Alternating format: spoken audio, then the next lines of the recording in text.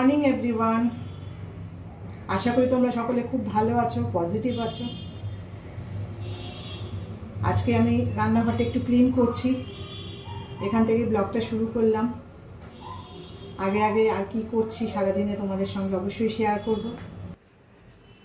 এই স্নান সেরে বেরোলাম সবে, এবার পুজো করে রান্নাঘর, তারপরে এক জায়গায় বেরোবারও আছে, খুব তাড়াতাড়ি কাজ সারতে হবে, এই দুপুরবেলায় বেরোতে হবে।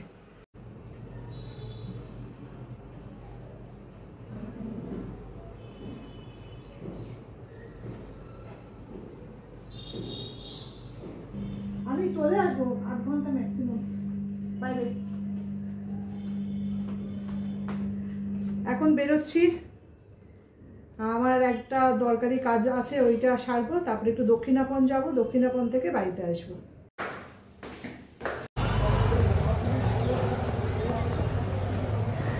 আমি এখন যাচ্ছি শ্রীমার মাঠ, ওখান থেকে যাব দক্ষিণাপন। খুব একটা দূর নয়, রিক্সা স্ট্যান্ডে ছিল না বলে অটো থেকে নেবে, এখন হেঁটেই যেতে হচ্ছে, মিনিট 5 লাগবে হাঁটতে। সুব্রত দা বহু বছরের পরিচিত মানুষ, ভীষণ হেল্পফুল একজন মানুষ, আর এটা বৌদি, আর এটা একটা কিউট বেবি ওদের। সুব্রত দার বাড়ি থেকে বেরিয়ে এখন দক্ষিণাপন যাচ্ছে। রিক্সা থেকে নামলাম, ঢাকুরিয়া ফুটব্রিজ, ওপারে যাব দক্ষিণাপন। এই ফুটব্রিজটা দিয়ে উঠে, এগুলো ছোটোর থেকে এইসব জায়গায় থেকে বড় হয়েছি। পাশেই আমার গানের school, Bengal music college, Dhakuria ব্রিজের পাশে। আর এই সিঁড়িগুলো দেখো, এই সিঁড়িতে আমরা এত সময় কাটিয়েছি গানের ক্লাস থেকে বেরিয়ে, প্রচুর স্মৃতি এখানে। গানের ক্লাস থেকে এসে এখানে আড্ডা মারা, মানে প্রতিটা দিনই আমরা এখানে আড্ডা মারতাম অন্তত 10 মিনিট। এখানে কারুর বাস, মানে 37-এর আমরা যেতাম, লর্ডসে নামতাম, ওই বাস ছাড়ার আগের মুহূর্তটুকু এখানে ফুচকাওয়ালার কাছ থেকে ফুচকা খেয়ে, এখানে এই যে এইটা হলো ফুচকাওয়ালার জায়গা, এখন নেই, সন্ধ্যেবেলা বসে ফুচকাওয়ালার। এখান থেকে যে ইয়েলো কালারের প্লাস্টিক ফুচকা খেয়ে এখানে আড্ডা মারা। এই দক্ষিণাপনে ঢুকতেই মায়ের মন্দির, মা কালী।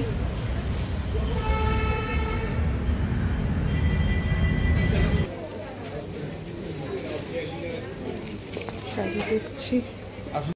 আচ্ছা দিদি, একটু বলুন, আপনি তো ঢাকায় থাকেন বলছেন। ঢাকায় থাকি না, ঢাকায় আমার বাবা। ও, ঢাকায় বাবার বাড়ি। আচ্ছা আচ্ছা।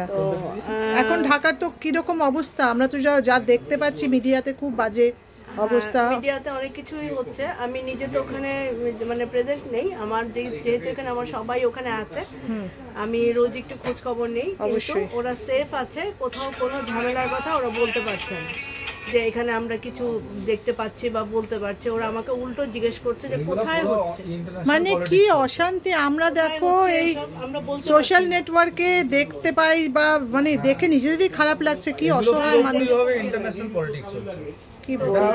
আমাদের বোঝার, মানে সাধারণ মানুষের বোঝার বাইরে কথা বললে মাই বলতে পারবে, একটু পরে আমি আবার ফোনকে মাঠ থেকেই শোনাবো। কোনো অসুবিধা হচ্ছে না, নাহলে আমার মেয়েকে তো আমি অ্যাটলিস্ট পাঠাতাম। আচ্ছা, আপনার মেয়ে যাচ্ছে বুঝি? হ্যাঁ, আমার মেয়ে যাচ্ছে, এই মানে আর টিকিট করা হয়নি, ও টিকিট করবে। কিসে যাবে?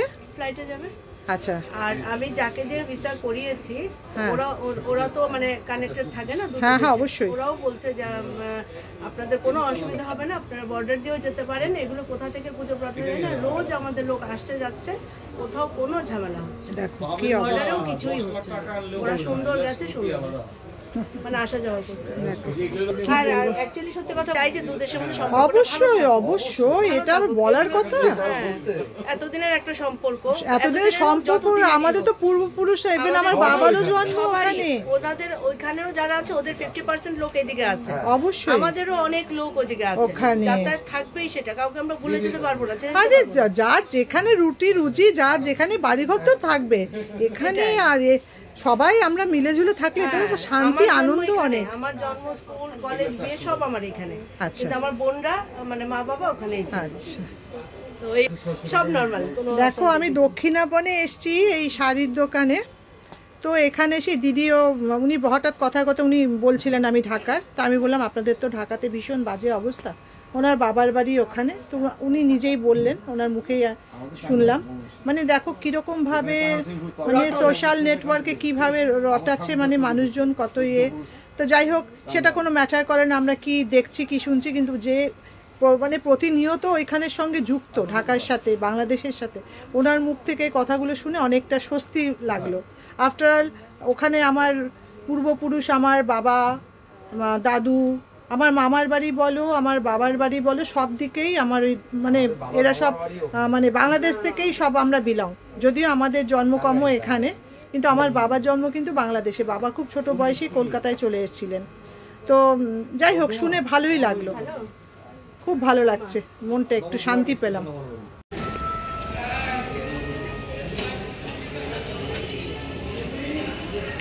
দক্ষিণাপন আমাদের অনেক পুরনো একটা জায়গা।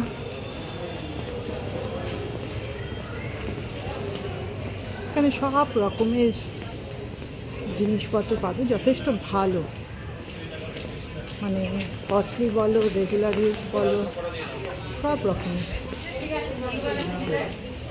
এটা আমার সবথেকে ফেভারিট একটা দোকান, গুরজারি। আমি এখানে সব সময় আসি, ওদের কালেকশান নিয়ে কোনো কথা নেই, আর সবসময় ওদের জিনিস আমি পড়িও। যদিও আজকে ঢুকছি না, অন্য সময় তোমাদের ভেতরটা এক্সপ্লোর করাবো। বড্ড খিদে পেয়ে গেছে, অন্য আরেকদিন এসে তোমাদের এক্সপ্লোর করাবো। এই অটো স্ট্যান্ডে এসে গেলাম, এখান থেকে এবার অটোতে চাপবো। এসে গেলাম বাড়িতে, আপনি বসে আছেন। মাম্মা আমার জন্য এ বাবা এত সফট গোলাপ জামুন নিয়ে এসছে, একদম গরম গরম গরম খুব। এখন আমি এটা এনজয় করব। খাওয়াও। এটা তোর মুখে না গরম।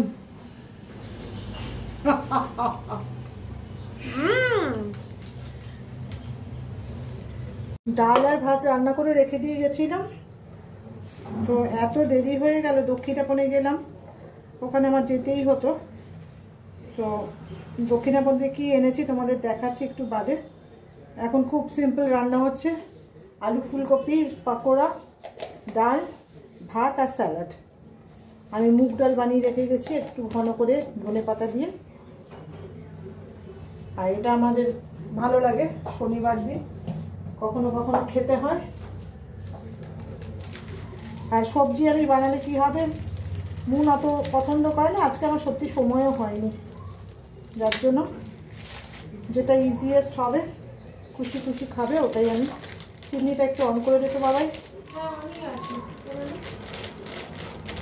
কড়াতে একটু তেল দিয়ে দে, তো হেল্প করো আমাকে, এসো। এটা এরকম করে মেখে নিয়েছি, ক্যাপসিকাম, গাজর ছোটো ছোটো করে,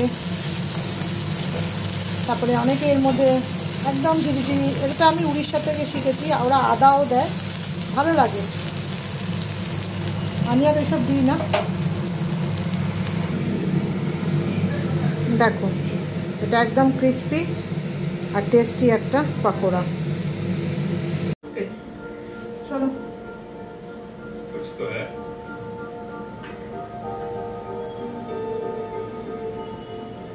চলো খাও। এসে জামা কাপড়ও খুলিনি, আমি বাড়িতে না থাকলেও কিচ্ছু খাবে না, বুঝলে। তো আজকে যেহেতু ছুটিও ঘুমোচ্ছিল, ওকে আমি হেলথ ড্রিঙ্ক দিয়ে চলে গেছিলাম।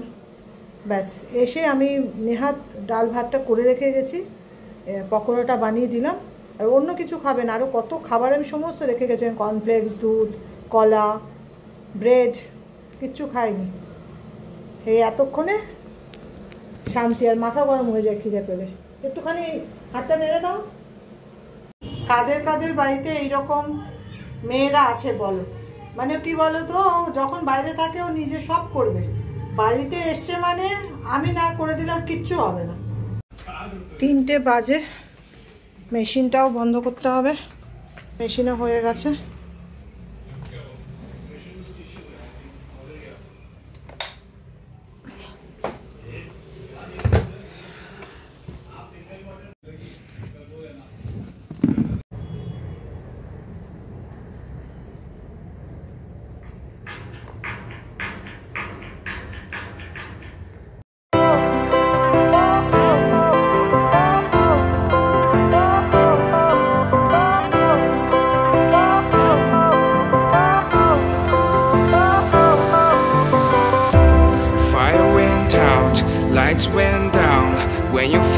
lost in your shadow.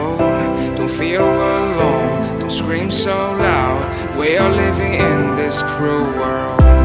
Broken but strong, gotta move on. You're not a bakery of life. Equip my soul, find the real gold. I'll fulfill what I started.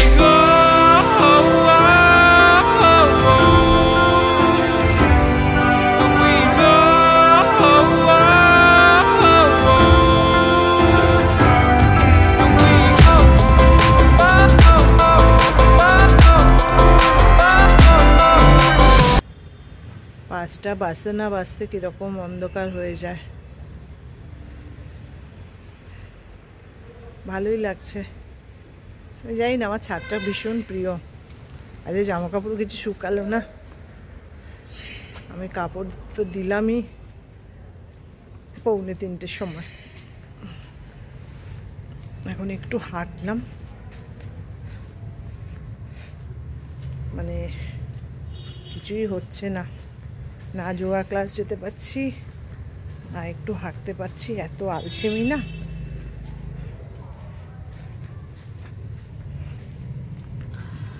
আমাদের চা হয়ে গেছে,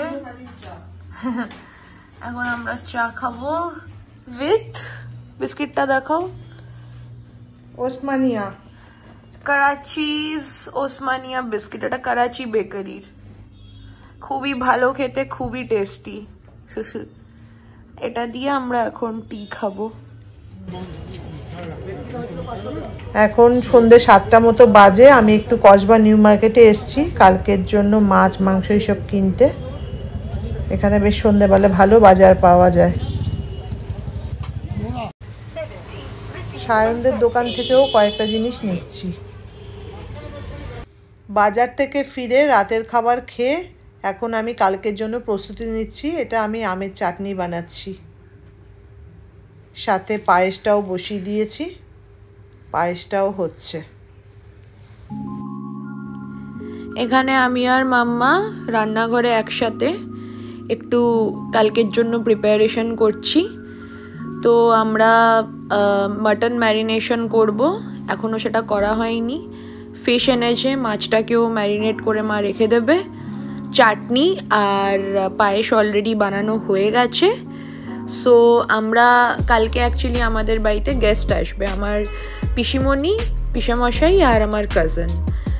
তো ওরা একটা বিশেষ উপলক্ষের জন্য আসছে, তোমাদের সাথে আমরা ওটা কালকের ব্লগে শেয়ার করব।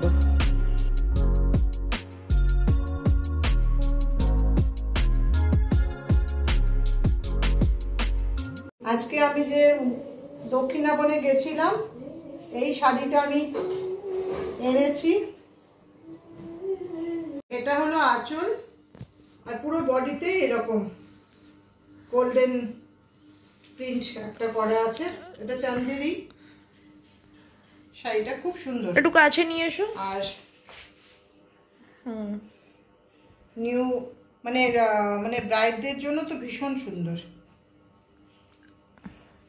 না, কালারটা খুবই ভালো লাগছে। সো গাইস, আমরা এখন আমাদের আজকের ব্লগের শেষ পর্বে চলে এসেছি। ঝনন বাজে ঝনকারি, ঝনন ঝনন বাজে ঝনকারি, পায়লিয়া ঝনकार মোরি, পায়লিয়া ঝনকার মোরি। বন্ধুরা, তবে আজকের ব্লগটা এখানেই শেষ করছি। কালকে আবার আরেকটা নতুন ব্লগ নিয়ে আসছি। কালকে একটা খুব এক্সাইটিং ব্লগ হতে চলেছে, সো স্টে টিউনড। আর যদি ভালো লেগে থাকে সবাইকে সাবস্ক্রাইব করার অনুরোধ রইল, আর লাইক কমেন্টস করো। Good night. Bye, good night.